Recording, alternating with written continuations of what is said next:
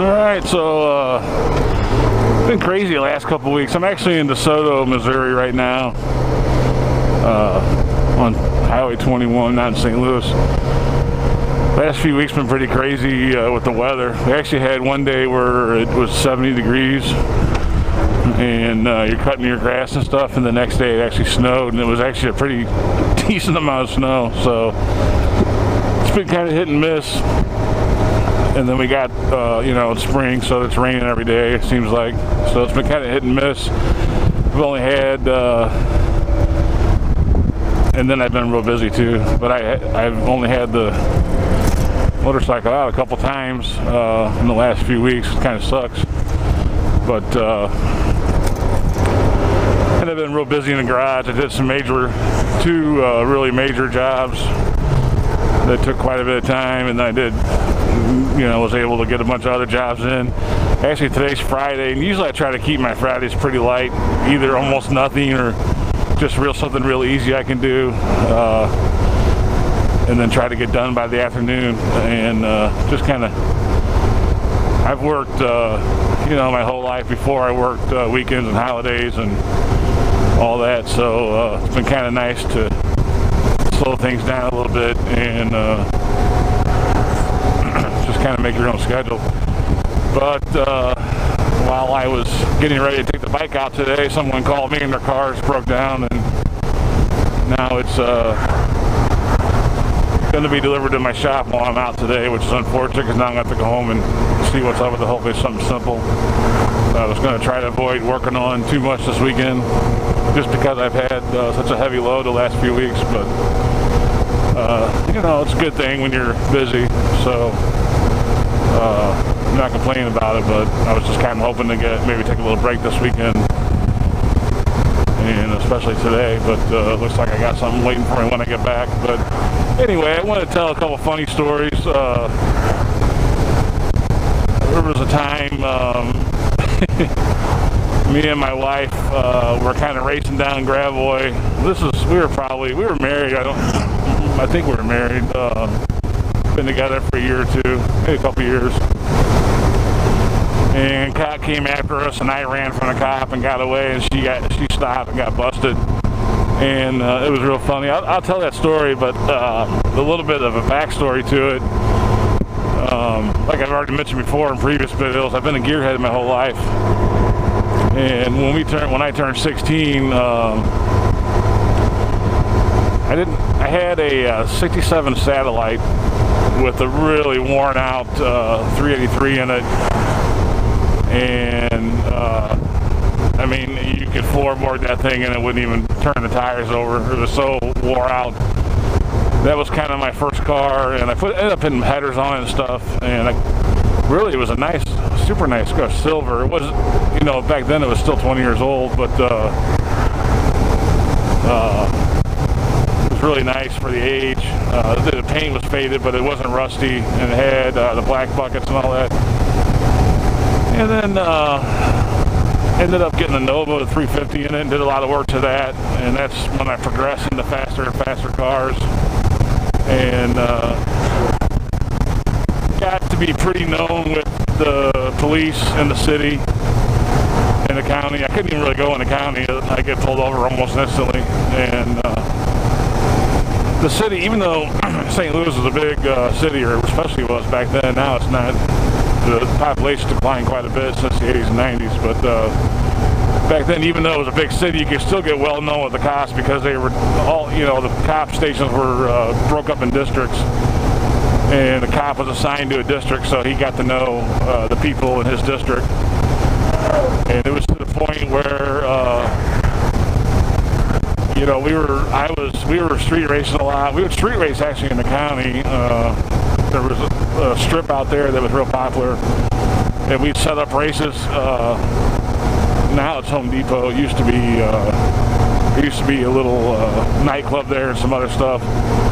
Anyway, we'd set up races and go race on Coke Road or get on the highway and race, or we'd go on some of the outer roads and race there. Sometimes you even race on Lindbergh quite a bit, but I mean, Lindbergh was more dangerous because there was a lot more cops, but And then I was going to the track quite a bit, which we weren't going to the track a whole lot because we didn't want people knowing what our cars were capable of running. So usually we would go like on a Wednesday night, do test and tune, and you know, sometimes you'd hold back or you would play games kind of, because a lot of the people that you would race on the street were there, and you know, you don't necessarily want them to know exactly what you're running. But I did a lot of nitrous tuning back then on some of the cars that we were racing and stuff. It's just easier to do at the track than it was on the street. But anyway, make a long story short, or shorter, got pretty well known with the cops, and I ended up, when I was 17, ended up losing my license for points. I think I had like 12 points on my license or something like that. It was something outrageous, and that was before I was dumb. I was just paying the tickets, and I wasn't caring about my license as far as the points on and stuff. I ended up losing my license because of points, and my best friend was actually getting all his tickets fixed. And at one point, I think he had like, I don't know, I was over at his house one time and his mom was yelling at him. We were all getting a lot of tickets back then, my little group, because we were all racing and speeding around and stuff. But it was funny because I was over in his kitchen one time and his mom was giving him the riot act. His mom would get pretty fired up, yell at him and stuff, and he had 7 or 8 tickets at one time that he had outstanding. He was getting yelled at, and you know, was having to pay the lawyer to get all this fixed. Well, I was dumb and didn't get them fixed, so I lost my license. And then of course I was still driving with a suspended license, so then I was getting stuff added onto that.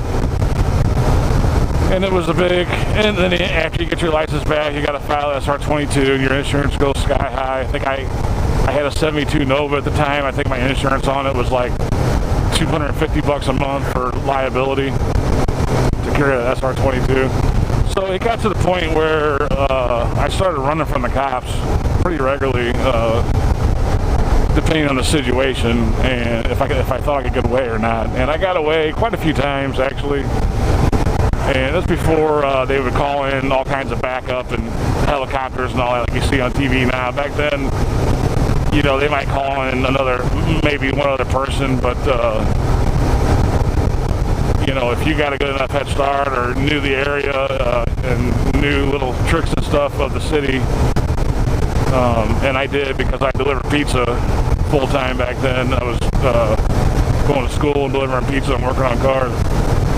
And I knew the city, especially where I was at, like the back of my hand, the alleys and the little hiding places and stuff, you know, streets that dead end, and there's places you can hide. So I got pretty efficient at running from the cops. And in the county, I couldn't even go in there without getting pulled over. They would get me for anything, you know, license plate light. They just county. We didn't. You know, I didn't really do a whole lot in the county other than we go out and race on the weekend, but they didn't know that. They weren't aware. The county didn't really know me. There was a couple of cops that knew me, and the one little chubby lieutenant or whatever he was, he had a hard on for me for a while, and he's actually the one I ran from when my wife got caught. But anyway, I'm just saying all this to tell you why it got to the point where I couldn't afford any more lawyers, and you know, I lost my license. By the time that I ran the story I'm telling now, I had my license back for a while and was starting to get them fixed by the lawyer, and was kind of getting a little more smarter about what I was doing, you know. So, but I still had that inclination to get away from it if I could. And so that's the reason why. That's the reason why I would run, because it was just getting to the point where I actually lost my lawyer. I had the same lawyer for 2 or 3 years, and I got a 97 and a 35 on Germania, right by River Repair there. I was in my Camaro, and he fixed that one for me. He told me, because, you know, the cop's like, you're going to lose your license and blah, blah, blah. And my lawyer actually fixed that for me. And he said that's the last one he's ever going to fix. He had to pull some favors to get that one fixed. and that was the last one he was going to fix. So I actually lost my long-term ticket lawyer, forget the 97 and 35. And we all ended up finding another lawyer later, like pretty quickly after that, but I had used that guy quite a bit. So anyway, one night, it's the whole thing is silly because when my wife got caught, we were both in probably some of the slowest vehicles. I had a 93, I bought a brand new 93, I was only 20 years old or something like that. I bought a brand new 93 Toyota pickup truck, little 4-cylinder 5-speed. And, they're not very fast at all. It was all stripped down. I think I paid like 11 grand for it, brand new. Didn't even have a back bumper on it. I had that. The reason I got that is because I had other trucks in the past, a lot of square bodies and stuff. But I was making so much money delivering pizza back then. Back then, that was like a gold mine.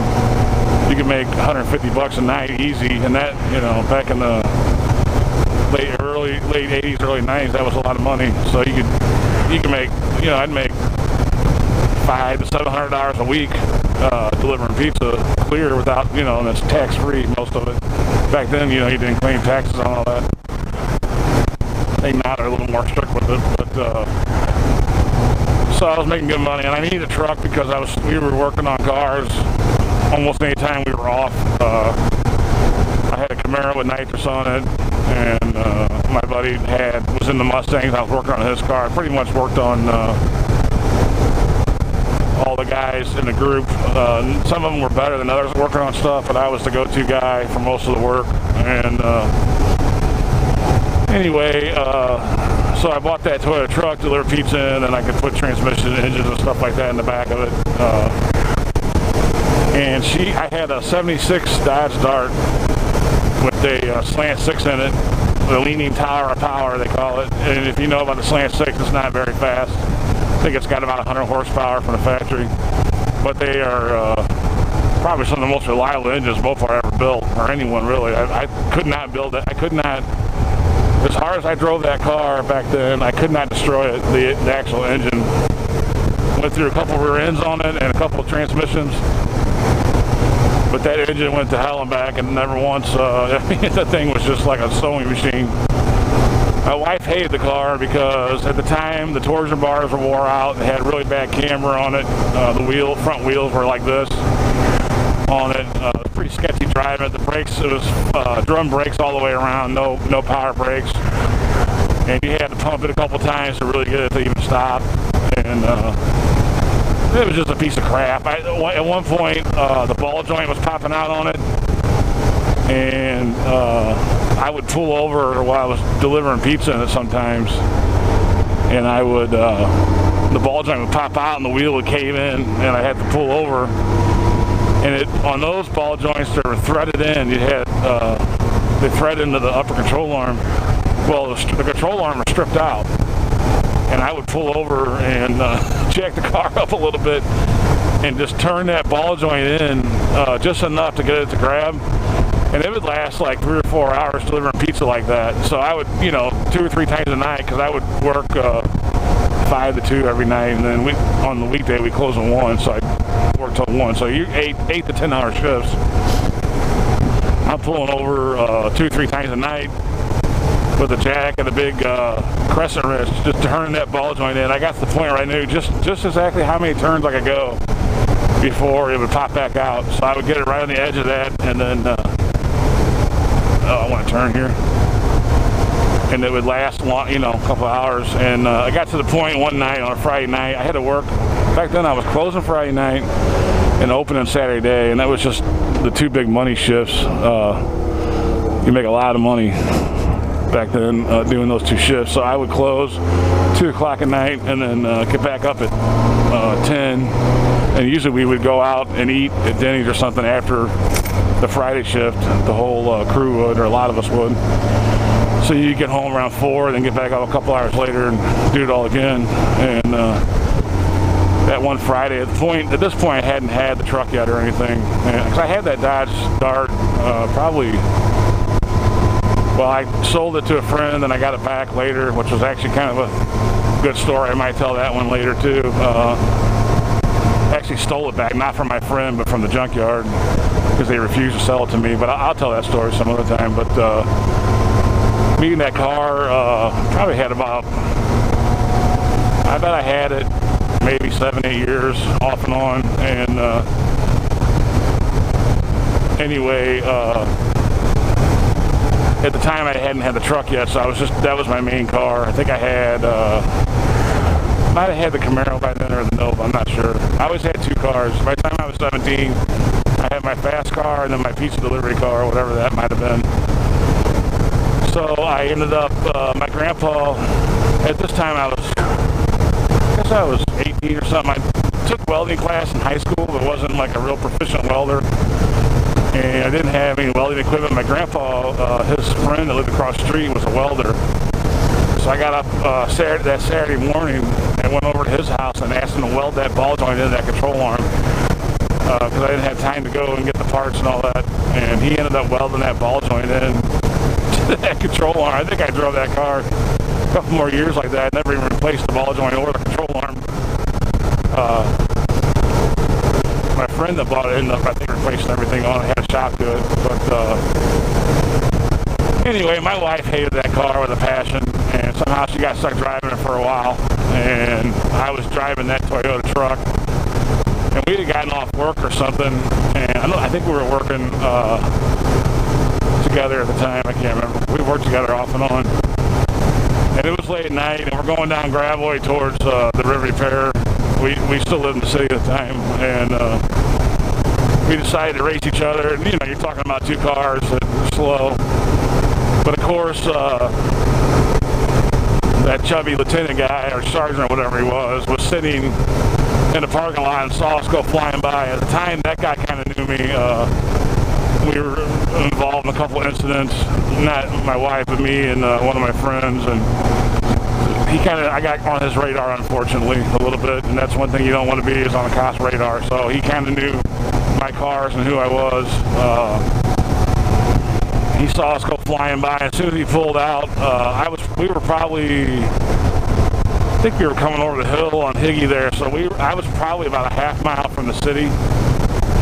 And you know, he's a county cop, and I said, I'm not going to stop. There's no way. He's going to give me, you know, reckless driving, drag rate, all kinds of tickets. And I said, screw that. So I just took a chance, a leap of faith, and just got that thing floored. And I crossed over River Repair there. There's two lights, and I don't even know if I looked both ways. I just blew through them. And my wife stopped on the other side of River Repair, and he got her. So I went ahead and hightailed it home and put the truck in the garage. And I was sitting on the front porch waiting. And I mean, it must have been 30 minutes or 40 minutes. She still wasn't home. And I'm like, what the hell is this guy doing to her? So I get my mom's car and I drive up there and pull into the Snooks parking lot right across the street from where they were at. My wife sees me and gives me this real dirty look. The cop doesn't know it's me because I'm in my mom's car. And he's sitting there, you know, talking to her. She's still sitting in the car. He was, at the time when I pulled up in my mom's car, he was in the back in his car writing up tickets for her. And, you know, the car probably wasn't legal. And I always carried insurance in all my cars, but as far as plates go and all that, I usually just throw whatever I have laying around. Even to this day, only a few of my cars are actually, the plates go to the car. It's just, you know, it's a huge money grab, and if you switch cars a lot, it just becomes a big pain. So usually if I keep a car a year or two, then I'll put the right plates on it.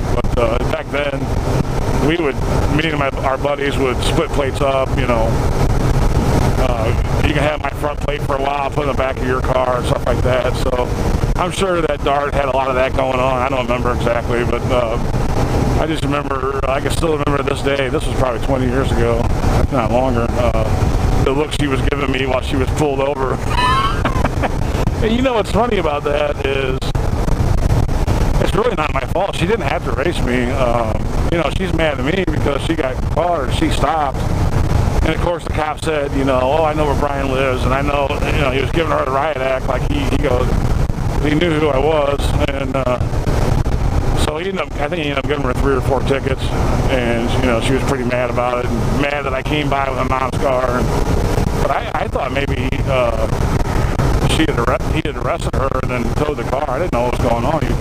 He kept her there a long time. So that was the time that I ran from the cops and got away. My wife got caught. It was pretty funny. Then one night my wife was in the car with me. I think I was in my Nova, and I was delivering pizza. And at the time, because I've had a couple different Venturas and Novas, and at the time, the one I was driving now, when I got ran from the cops, when she was in the car, was a 6-cylinder. Down the road, we ended up putting a V8 in it, but I was delivering pizza in a 6-cylinder, I think it was a 72 or 71. It's actually a Ventura, it wasn't a Nova.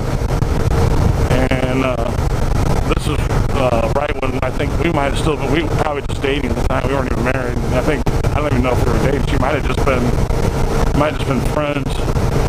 We were delivering pizza, and this is at the height of when I had all my trouble with my license and everything, and a cop saw us. I had rolled through a stop sign or something. He came after us, and I took off. And the thing that was really dumb about that is I had the pizza sign on my car. We had a big neon sign on my car, and I thought, I'm going to go get my mom's car and then go back to work, because I was on a delivery. And I got to thinking about it like a dipshit, and I said, no, they don't ever, they usually, if I get away, they leave me, they just, they don't make it, because, the times that I would get away from them, they knew who I was. They could come to the house and get me, they never did. They would just, I guess they figured, well, he made an effort, so we're not going to, all's good. Well, this time, they were in the alley, hiding in the alley behind the pizza place, waiting for me to come back. And like a total dummy, I came back in the same car with the sign on, and as soon as I pulled up, the lights go on, they come out of the alley and pull, and he goes in and talks to the manager of the pizza place, which happened to be my best friend, and he's like, what kind of idiot runs from a cops with a neon sign on their car? Was giving my friend, they didn't know that he was my best friend. We were like brothers back then. And they were, they thought they were getting me in trouble, but in reality, he knew he was doing the same. He never ran from cops, but we were all getting tickets and, pulling shenanigans constantly. So deep down, he's probably laughing about it, but he was acting like he was real concerned. And of course, I get 3 more tickets. And I still kick myself today for going back. I should have went and got my mom's car. And then he wouldn't, they would have no idea. But I actually never got caught. When I would run from the cops, I'm not saying I ran all the time. I probably ran 5 or 6 times from the city and 3 or 4 times from the county. And every time I would run, I never got caught. Now, I did run one time. I had a 67 Cougar that was all fixed up. I did run from one time in that and got away. And then later in the day, they saw me and he got me. And he really, back then the city didn't play around, they might tune you up or something if you give them any flack. Ooh, a lot of gravel right there. Don't like that. Anyway, so, if you do get pulled over, you gotta give them respect because, I don't really trust this term with all that gravel back there. You gotta give them respect because they didn't play around back then. And, now it's everything's, I know people are getting shot now and everything, but, they're a lot more PC right now than they ever had been, I think. At least when we were coming up. Back then, they'd knock you around and they didn't, you didn't say, nothing was ever heard about that. But he pulled me out of the Cougar and really gave me the riot act, said he's going to tow the car and all this stuff, and ended up calling in his supervisor, which was an older, an older cop. Back then, the city had, it was easy to get away from them. They had those celebrities with the V6s in them, the 3.8, I think. I mean, they're just total dogs. You could almost get away from them on a bicycle or something. But Anyway, he called his supervisor and a sergeant or whatever, and the guy was real laid back, real chill, and was an older guy, and just pulled me off the side and kind of talked a little bit to him, and he realized I was just not like a criminal. I'm just out having fun and racing around. Sorry about that. Started coughing a little bit. Anyway, he cut me a big break, and they didn't actually give me tickets that time or tow the car. They just let me go, told me to calm down. So that was nice. I would get let off sometimes. And my wife, she bought a Escort when she was able to drive. She saved up a bunch of money and bought it, and her mom's car was having trouble. And I guess I'll stay on 47 here. Her mom was having trouble with her car, so her mom ended up taking her car away and taking over her car. And I think also part of that was to keep her away from me, because she was spending a lot of time with me, and she didn't like that. And we were almost inseparable. So I had my Camaro. By this time, I wasn't delivering pizza anymore, I don't think. I don't remember what I was doing. But I had my Camaro, and I had a 78 Monte Carlo that was looked really nice. It was fixed up, had duals on it and stuff, and looked like a hot rod, but it was a 305, so it was kind of a pooch. That was kind of my drive around car, and then I had the Camaro, which was quite a bit of work done to it. And anyway, I ended up, my wife didn't want to take the bus her senior year, which I don't blame her, so I ended up letting her drive the Camaro to school and back and leave it at her house. And her mom hated me for that big time, because that car was loud and mean, and it started up. Dang, I got something in my throat. Anyway, that car would rattle your windows. I had a 3-inch exhaust on it, and it was a pretty built up, at the time, 355, and had the 492 heads on it, and basically all the tech that you could have back then in the engine. Now, of course, that would be kind of a pooch compared to what they can do now with aluminum heads and stuff, and even some of the engines I built later, with the aluminum heads and stuff, ran much better than that, but at the time it was pretty mean. And her mom hated that I let her use that car, so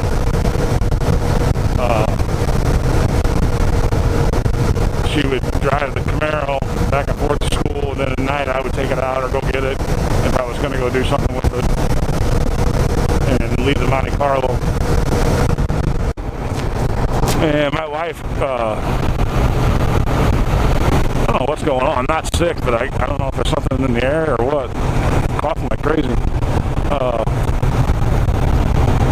At that time when she was still in high school, that's when I was in the process of losing my license and going through all that. So there was quite a few city cops that knew me in my cars, and she would get pulled over all the time. She couldn't hardly leave the house in my car without them pulling her over and asking her where I was at and telling her to get this car legal. I probably had, whoa, that was some wind.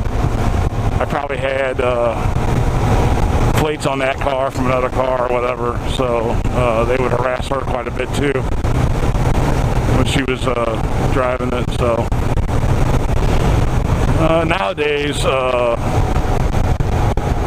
you can pretty much do whatever you want in the city, St. Louis City. They only have a few traffic cops, and it's basically just lawlessness. These Bosnians will go and buy all these Mopars, SRT8s, and Hellcats, and even Vipers, and C28s, and Mustang. They really gravitate towards the Mopars. But you do see Camaros and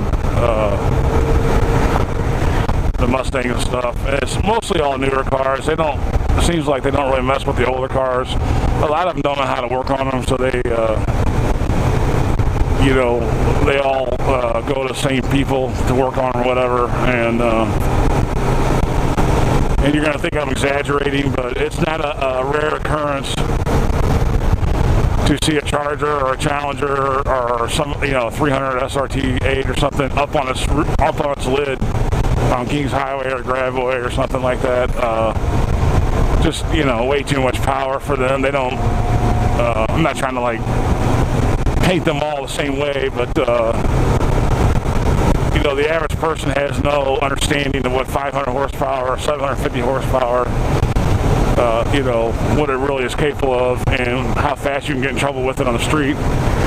And you see it all the time in the city, and they let a lot of it go, especially downtown. They ended up closing off, after someone got, they let a lot of it go, and then it took a 17-year-old getting shot down there for them to kind of end that party down there. It doesn't matter if you get hit by one of those cars and it flips over, you get hurt, and they don't have insurance, or people running red lights, or any of that other stuff. That doesn't matter. Getting hit, and hardly anyone has insurance. So if you get hit in the city, you're pretty much out your money. It would be like winning the lottery if they actually have insurance. And I actually, they'll intimidate you. If someone hits you without insurance, they're not going to stop. Number one, I was hit in my truck just making a turn. I was sitting there, and they come up and just plowed into me, and they just took off. They're not going to take off. They're not going to stop. And then if they would have them stop, they're going to intimidate you, and then or try to intimidate you, depending on who you are. I know a girl that got intimidated pretty badly. Somebody hit her car, and then right in front of their house, and there was a bunch of their friends there. And it's common. The Botnians will do that too. If they're in an accident, they'll call all their friends. The next thing you know, there's 4 or 5 cars showing up with their friends trying to intimidate you. And they'll even do that with the cops and stuff.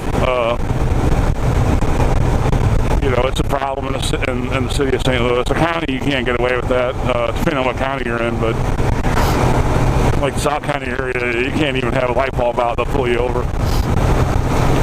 And they will go after you. But the city's pretty much a wild, wild west at this point, and a lot of them can't handle these cars, and people are getting hurt, and it's some reason, one 17-year-old white girl got shot. She was visiting St. Louis City, and then they decided, we better close down Washington Street, where a lot of the partying was in downtown, the riverfront. They ended up closing it down and kind of trying to curb some of that, but it takes a white person to die that doesn't live in the city for them to do anything. So if you live in the city and pay taxes, and your car gets stolen, like my car got stolen in the city, and cops pretty much told me that the only way I'll get it back is if they just happen upon it. So for some reason, they're not going to, they don't look for them and they don't care about it. So they basically straight up told me that.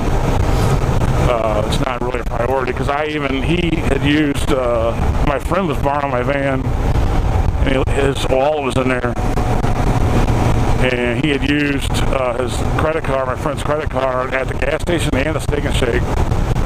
And I had asked the cops to go look at the cameras and see if they could see who it is or whatever, and they wouldn't even do that. Even though you had a stolen car or van, stolen wallets, using a credit card fraudulently, and nope, we're not going to do anything about that. It's not a priority. So, and now recently they're going to defund the police in St. Louis. So I don't know, but that's not what this story's about. It is a funny story about my wife and that look she gave me a long time ago when she pulled over. And if you're going to street race and be dangerous and pull over for the police, then that's on you. That's not on me. I didn't force you to do anything, so I don't know why she's giving me that look.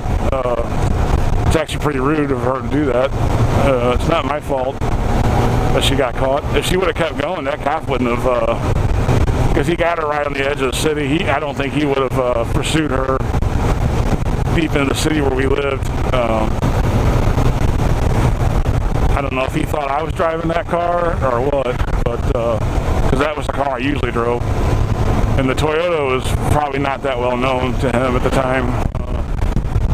Still pretty new when that happened, but this is highway. Oh yeah, I'm on 30 now.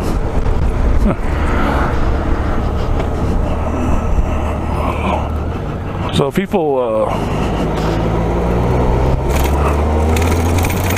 she and my wife, she's got her fair share of tickets.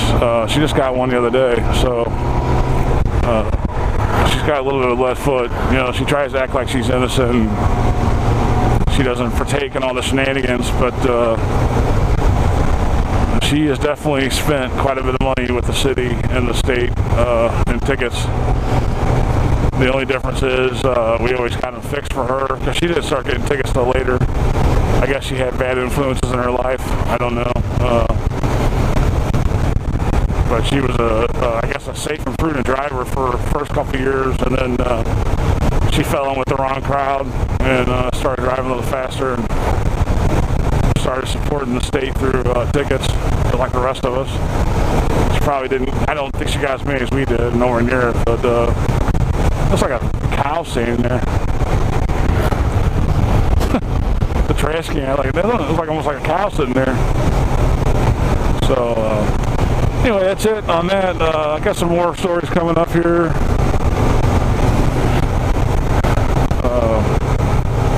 I just wanted to go over some of that since we're kind of still in the teen years, and some of the fun stuff. Maybe not for my wife, but for me. Actually, it wasn't fun losing my license, having to file SR22. It cost me a lot of money. I probably could have built a really nice race car with all the money I had and tickets and stuff. But live and learn. Live and learn. Now I won't hardly drive on the highway.